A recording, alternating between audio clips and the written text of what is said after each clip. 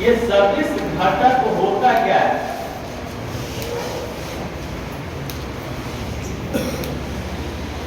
सबसे पहला चीज जान लो कि ये तो तुम लोग को मालूम है कि सदिश का मतलब परिमाण होगी और दिशा होगा। परिमाण और दिशा के युक्त जो भौतिक राशि है उसको सदिश के नाम से जाना जाता है। वैसी भौतिक राशि जिसके पास परिमाण भी है और दिशा भी है। अब उस सदिश के घटक का मतलब क्या हो गया कि किन किन दिशाओं के मिलने से उस दिशा का निर्माण हुआ। जैसे किसी डायरेक्शन में कोई वेक्टर है तो उस डायरेक्शन में कौन कौन सा डायरेक्शन छिपा हुआ है। जैसे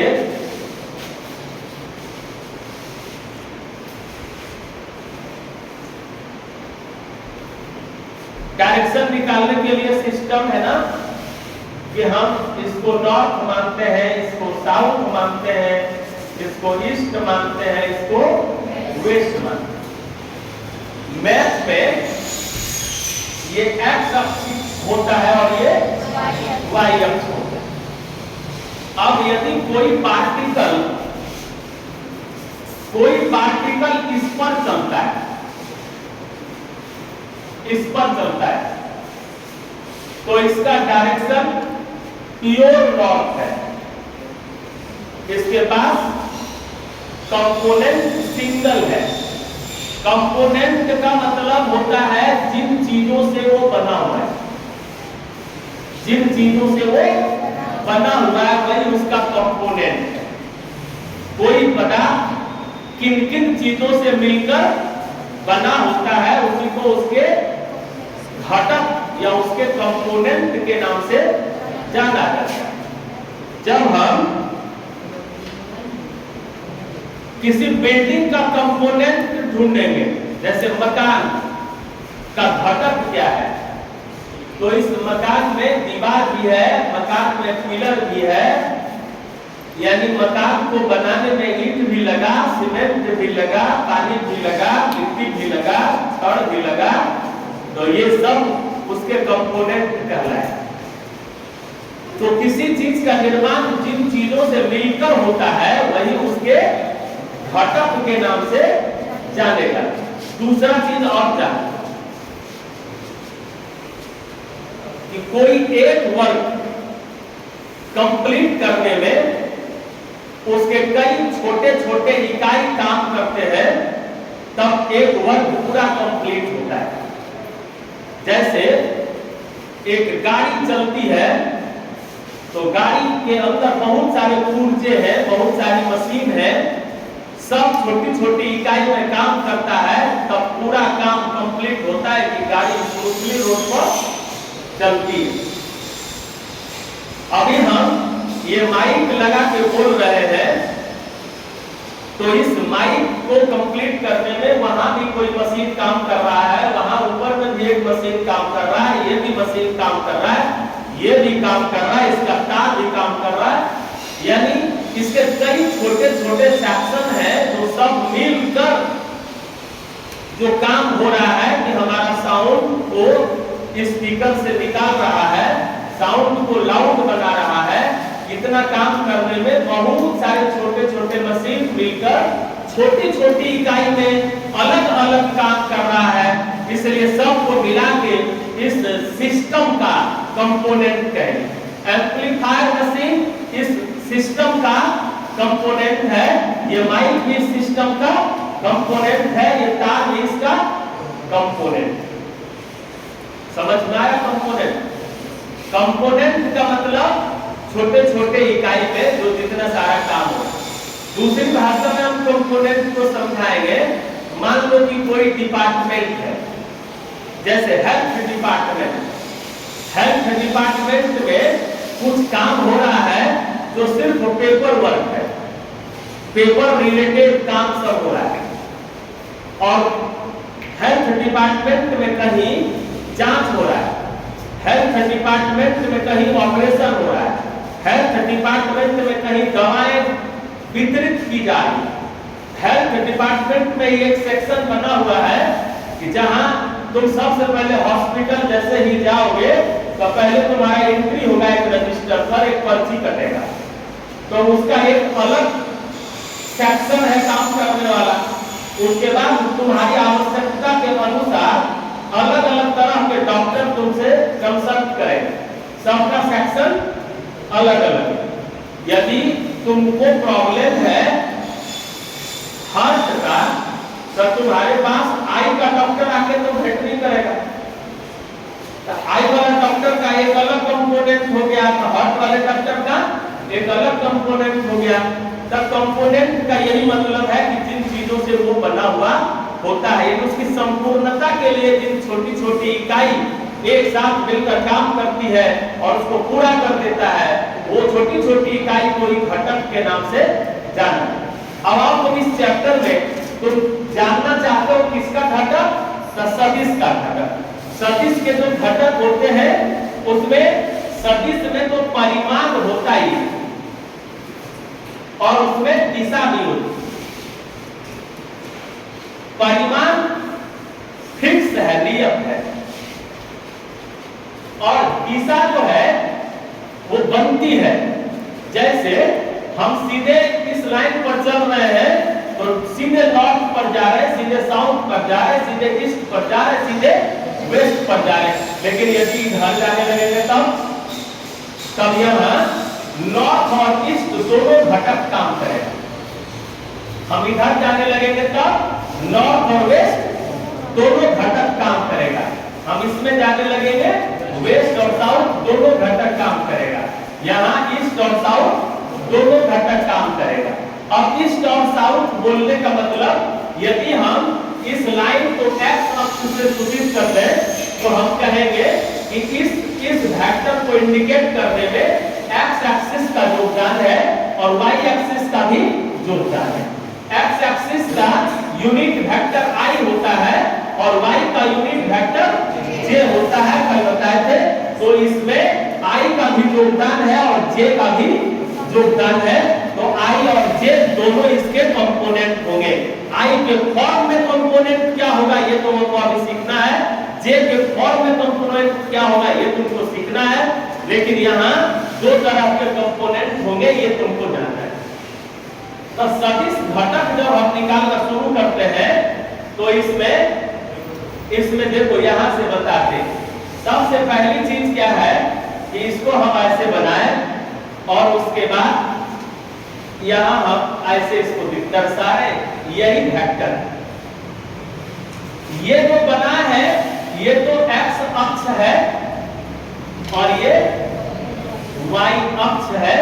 इधर एक्स अक्ष का प्लस है, इधर माइनस है, इधर वाई अक्ष का प्लस है, इधर माइनस है। इस लाइन के ऊपर सब प्लस, इस लाइन के नीचे सब माइनस, इस लाइन के इधर सब प्लस, इस लाइन के इधर सब माइनस। अब ये जो वेक्टर है इसका नाम हम अभी लिखते हैं ओ ए वेक्टर। इसका नाम क्या लिखिए? ओ ए वेक्टर। अब ये ओ ए वेक्टर यहाँ इसके साथ कोई कोण बना है। ये जो कोण बना रहा है इस कोण को हम यहाँ अभी थीटा लिख रहे हैं। तुम लोग जब क्वेश्चन सॉल्व करने लगोगे थीटा का मान कहीं 37 डिग्री, कहीं 30 डिग्री, कहीं 45 डिग्री, कहीं 8 डिग्री, कहीं 18 डिग्री, थीटा का कुछ भी मान दिया हुआ रहेगा। अभी हम थीटा देंगे। अब देखो ये जो बना है, ये जो वेक्टर बना है, इस वेक्टर का निर्माण करने वाला कौन है? इस वेक्टर का निर्माण करने वाला, अब इसको जरा हम बंद करते हैं, ये ऐसे बंद करते हैं तब जानना इसको आसान। तो O से P, A यानी दिए Q। तो इस वेक्टर OA वेक्टर को OP और OQ ये दो कंपोनेंट होंगे। OA वेक्टर के कितने कंपोनेंट? कौन कौन? एक OP और एक OQ। OP जो होगा इसको किस नाम से जाने, इसको किस नाम से जाने ये जानना है। तब पहले OA का परिमाण बता दो। OA का परिमाण को हम कुछ सूचित कर सकते हैं, 10 से 5 से 8 से कुछ भी सूचित कर सकते हैं। हम 10 5 नहीं लिख के हम मान लेते हैं कि ये है A। परिमाण को सूचित कर लिए A से। तब ये OP को क्या कहा जाएगा, OP वेक्टर का नाम क्या होगा, तो OP वेक्टर का नाम हो जाएगा A cos theta I। A क्या है, A क्या है, सदिश का परिमाण। cos क्यों लगा, cos क्यों लगा, तो अभी तुमको cos क्यों लगा बताएंगे, लेकिन अभी तुमको रट जाना है 2 मिनट के लिए, तो क्यों बता देंगे, लेकिन अभी रट जाना है कि जो वेक्टर दिया हुआ रहे वह वेक्टर कोण जिसके साथ बनाता है। जो वेक्टर दिया हुआ है, वेक्टर कौन दिया हुआ है, OA, ये जिसके साथ कोण बनाता है, कोण किसके साथ बनाता है, OP के साथ। जिसके साथ कोण बनाएगा वो उसका कोज्या वाला घटक होगा, उसका cos वाला घटक। इसमें क्यों पूछा जा सकता है, तुम लोग क्वेश्चन एनालाइज कर सकते हो कि cos क्यों, तब cos क्यों तो बताए नहीं, लेकिन पहले ये याद हुआ कि इसको cos ही कहेंगे, ये कंप्लीट कर लो। इसको cos ही कहेंगे, किसको cos कहेंगे, तब कोई सदिश जिस के साथ अपना कोण का निर्माण करता है, तो जिसके साथ कोण का निर्माण करता है, किसके साथ करता है, OP के साथ, तो वो OP का घटक cos से रिलेटेड, OP का घटक cos से रिलेटेड। तब cos क्यों लगाई समझ में आया।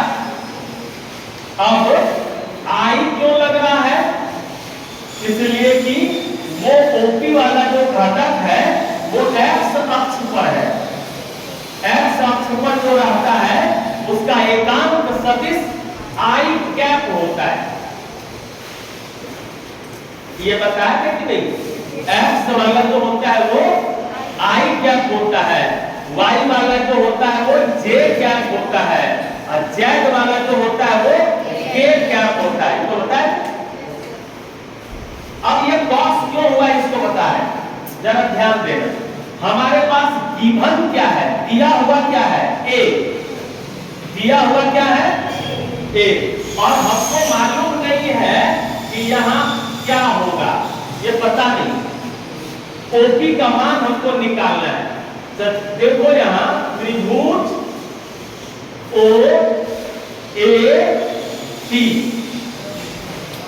OAP में थीटा के लिए ये क्या है, और ये क्या है, और ये क्या है, हमको निकालना क्या है, आधार। OP निकालना क्या है, आधार। और दिया हुआ क्या है, कर्ण, क्योंकि ये 90 डिग्री होता है, 90 डिग्री के सामने वाली भुजा को कर्ण कहते हैं। तो तुम्हारे पास अवेलेबल है कर्ण और निकालना है आधार। तो आधार और कर्ण का रिलेशन कोण बताने के लिए तैयार है, cos। तो हम यहाँ लिखते हैं cos थीटा, cos थीटा बराबर आधार, आधार क्या है, OP, और कर्ण क्या है, OA। अब देखना cos थीटा लिख दिए हैं, OP का मान हमको चाहिए और OA का मान दिया हुआ है A। एक किस फॉर्म में दिया हुआ है, एक किस फॉर्म में दिया हुआ है, मैग्नीट्यूड के फॉर्म में। एक किस फॉर्म में है, मैग्नीट्यूड के फॉर्म में। हम इसको A लिख सकते हैं, कहीं कहीं मैग्नीट्यूड को तो ऐसे भी लोग लिखते हैं। हम लोग भी पिछले कल तक लिख रहे थे इसी तरह। मैग्नीट्यूड लिखना है, वेक्टर के दोनों तरफ खड़ी लाइन डाल दो, मैग्नीट्यूड बताता है, यहाँ मैग्नीट्यूड है। अब यहाँ देखो OP बराबर क्या होगा, OP बराबर क्या होगा A cos, तो हमको OP के जगह पे हम लिख सकते हैं क्या, हम लिख सकते हैं A cos थीटा। समझ में आया यहां तक? क्या लिख सकते हैं, A cos थीटा। तो ये समझ में आया कि OP का मान A cos थीटा क्यों हुआ, इसके आधार पर समझ में आ गया। अब यहां तक तुम लोग देख रहे हो कि ये A है और cos थीटा है, मतलब मैग्नीट्यूड है, डायरेक्शन के फॉर्म में ये लिखा हुआ नहीं है। तुम लोग को कल भी बताए थे कि किसी भी मैग्नीट्यूडल वैल्यू को, परिमाण वाले मान को दिशा में बदलना है तो एकांक सदिश से गुणा करो, यूनिट वेक्टर से गुणा कर दोगे, वो कंप्लीट वेक्टर में बदल जाएगा। तो यूनिट वेक्टर से जब गुणा करेंगे तो यूनिट वेक्टर आई कैप भी है, जे कैप भी है और के कैप भी है। तो हम ये देख रहे हैं कि एक्स के तरफ गुणा कर रहे हैं तो आई कैप ही ना यूज होगा, इसलिए यहाँ एकांक सदिश गुणा किए आई कैप, इसलिए OP का नाम हो गया, इसलिए OP अब जैसे ऐसे इसका नाम हो गया A cos theta I cap. एक कंपोनेंट तुम लोग समझ गए हो, A cos theta I cap. अब दूसरा एक और कंपोनेंट है, अभी बताए कि ये वेक्टर, इस वेक्टर के दो कंपोनेंट हैं, एक OP और एक OQ। अब OQ का मान हमको निकालना है। अब OQ के बारे में बताएं तो त्रिभुज OAQ, त्रिभुज OAQ, OAQ जब लेते हैं तो उसमें थीटा मिलवेट करेगा, उसमें थीटा है कहीं, OAQ में थीटा है नहीं, तो हम क्या करेंगे कि OAQ सिमिलर है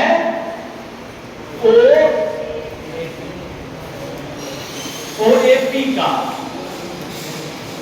सिमिलर नहीं दिख रहा है, ये ट्रायंगल और ये ट्रायंगल सिमिलर है, क्या इसमें हमको थीटा नहीं मिल रहा है और हमको इसी ट्रायंगल की जरूरत है, तो हम इसका सिमिलर उठा लेंगे, इसका सिमिलर उठा लेंगे तो यहां से चल जाए।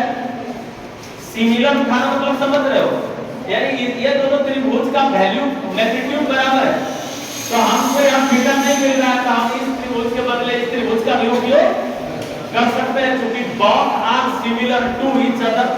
सिमिलर नाम सुने हो कभी? 10वीं क्लास में त्रिभुजों की समरूपता थ्योरम वगैरह से पढ़े हो। अब यहाँ इस त्रिभुज की बात करते हैं, त्रिभुज OAP में, त्रिभुज OAP में हमको निकालना क्या है, OQ, लेकिन निकालेंगे AP। जब AP निकाल लेंगे तो जितना AP रहेगा उतने ना OQ रहेगा, आमने सामने वाला बराबर होगा। हमको निकालना है OQ, लेकिन निकालेंगे पहले AP। तो OAP में AP निकालना है तो थीटा के लिए क्या हुआ, लंब, और दिया हुआ है कर्ण, तो लंब और कर्ण का रिलेशन कौन बताएगा, साइन। लिखते हैं यहाँ साइन थीटा बराबर AP बटे OA, फिर साइन थीटा AP, OA का मान A है, इसलिए AP बराबर A साइन थीटा और AP बराबर OQ होगा, होगा कि नहीं? AP बराबर OQ हो जाएगा, इसलिए OQ बराबर हो गया A sin थीटा। अब इसमें मैग्नीट्यूडल वैल्यू निकल गया, फिर इसको डायरेक्शन में बदलना है, फिर यूनिट वेक्टर से गुणा करना पड़ेगा।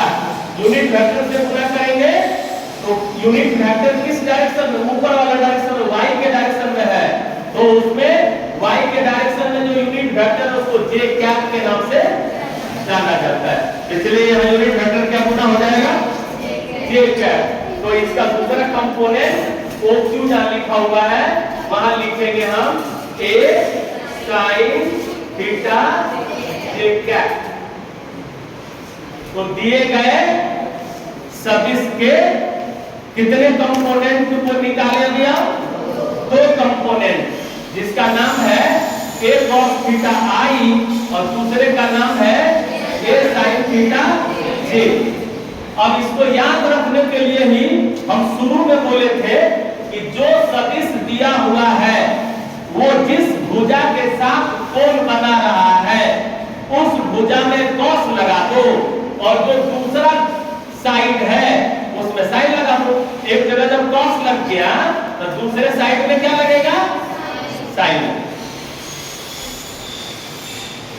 जल्दी नोट करना है इसको, नोट करो जल्दी।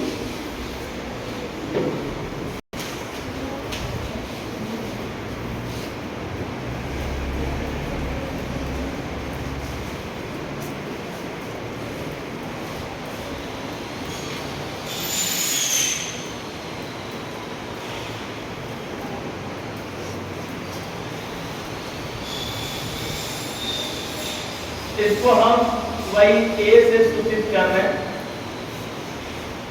और कोण यहां बन गया, ये X डायरेक्शन हो गया और ये Y डायरेक्शन।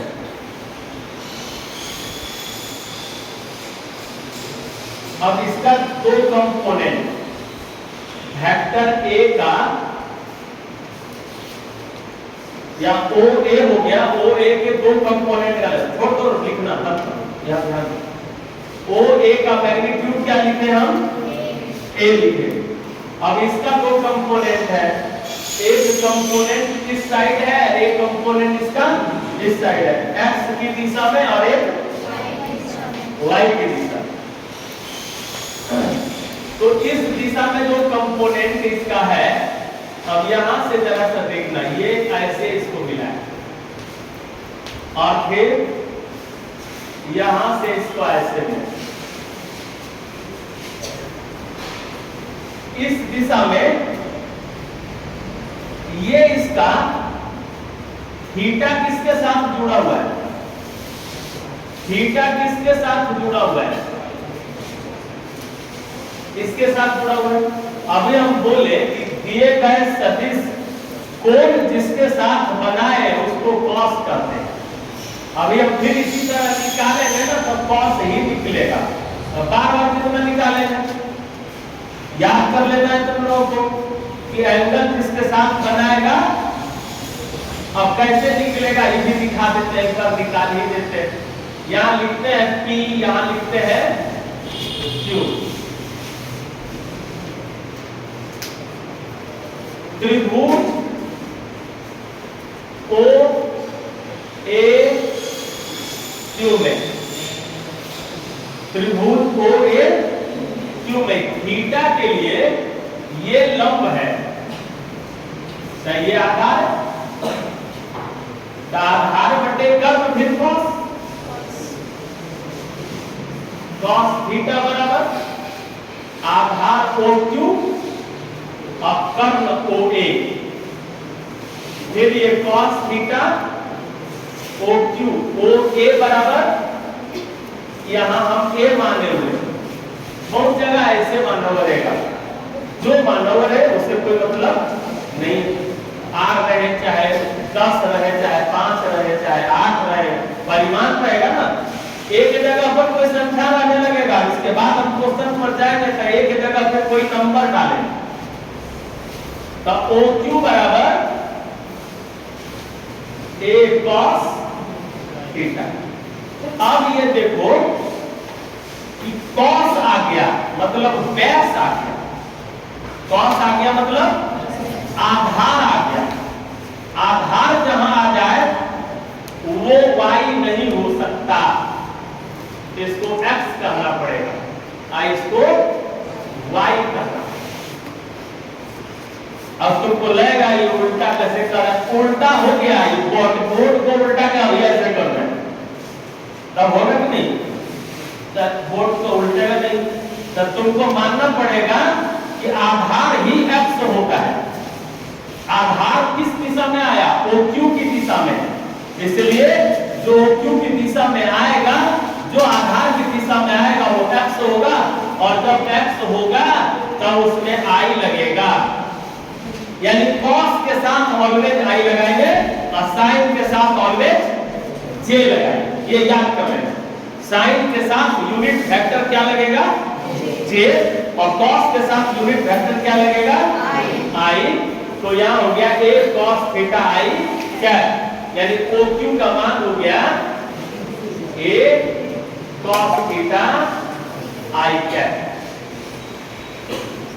तुम लोग जानते हो कि जब ये cos हो गया तो ये sin होगा, तो a sin थीटा j क्या, ये दोनों कंपोनेंट हुए। अब कंपोनेंट को दो प्रकार के कंपोनेंट हुए, ये तुम लोग जान गए। अब हम कंपोनेंट में नेगेटिव या पॉजिटिव चिन्ह को लगाने के लिए सिखाए।